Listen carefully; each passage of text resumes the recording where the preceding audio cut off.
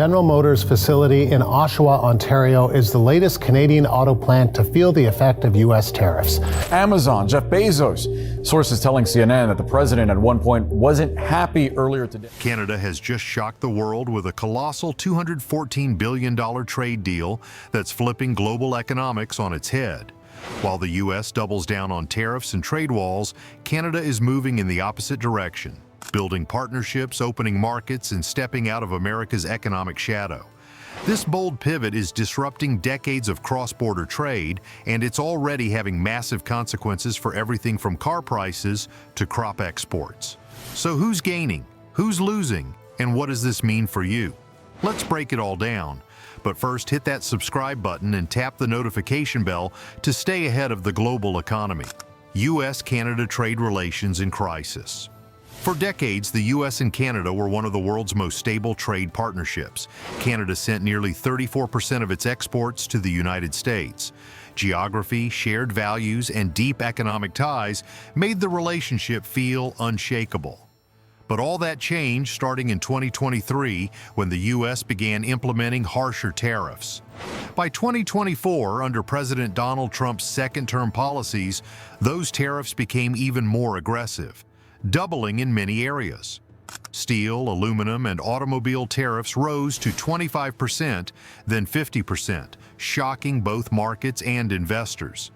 The message from Washington was clear: protectionism is back. Canada, reeling from the shock, saw major disruption.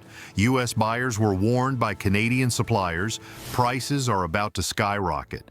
And then came a moment that defined a new chapter. Prime Minister Mark Carney publicly announced in Washington, the old relationship is over. Our old relationship with the United States, a relationship based on steadily increasing integration, is over.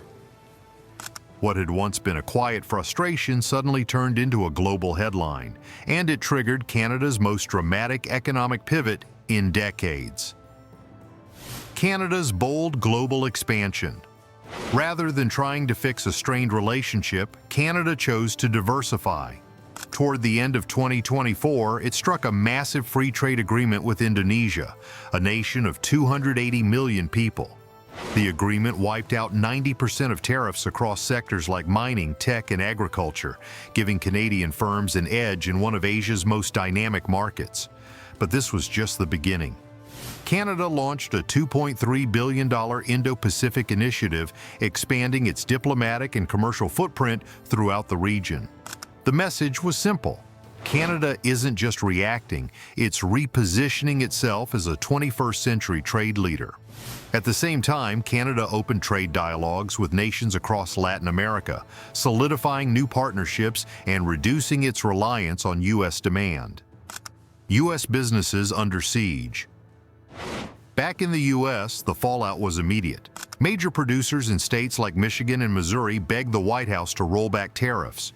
Auto industry leaders warned that vehicle prices could rise by thousands, pricing out many American families. Steel distributors saw their costs spiral out of control. Farmers feared losing access to key export markets. In Florida, citrus growers scrambled to find new buyers. In Kentucky, bourbon producers struggled with retaliatory tariffs that made exports unprofitable. For small businesses and global corporations alike, the cost of doing business had suddenly skyrocketed. And as all this unfolded, Canada positioned itself as the logical alternative: open, friendly, and reliable. If you found this video insightful, don't forget to hit that subscribe button. Stay tuned for more updates and content. We've got plenty more coming your way. Predictability versus protectionism. While the U.S. leaned deeper into protectionism, Canada doubled down on predictability. Its slogan, "We create predictability," was more than PR. It became a national strategy. Canada quietly signed or expanded trade agreements with the European Union, Japan, India, and Australia. The result? Foreign investors took notice. Between 2023 and 2024, foreign direct investment into Canada jumped by 9%, while FDI into the U.S. fell by 28%. Why? because businesses hate unpredictability, and Trump's tariff hikes, like his surprise 50% jump on steel, were the definition of unpredictability. Even more telling, Canada began attracting billions in battery development and critical minerals projects. These are the sectors powering the future, and they're moving north.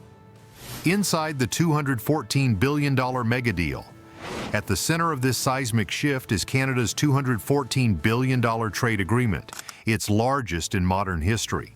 This multi-sectoral deal spans Asia and Latin America, covering technology, agriculture, green energy, and manufacturing. Experts are calling it a landmark achievement and a wake-up call for Washington.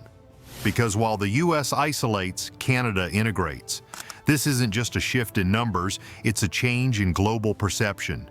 Canada is now seen as a safe haven, a place where businesses can plan 5, 10, even 20 years out without the fear of sudden policy swings.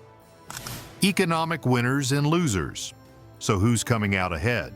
In Canada, economic growth hit 2.6%, fueled by surging exports and global investor confidence. In the U.S., export growth stagnated at just 1%, held back by trade battles and shrinking market access.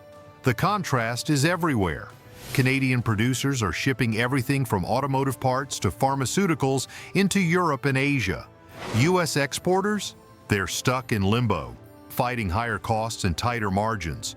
Even in politics, frustration is rising. Some advisors joked, when Canada becomes the 51st state, we won't have to worry about tariffs. But Canadian officials aren't laughing, and neither are investors. Strategic industries and the future.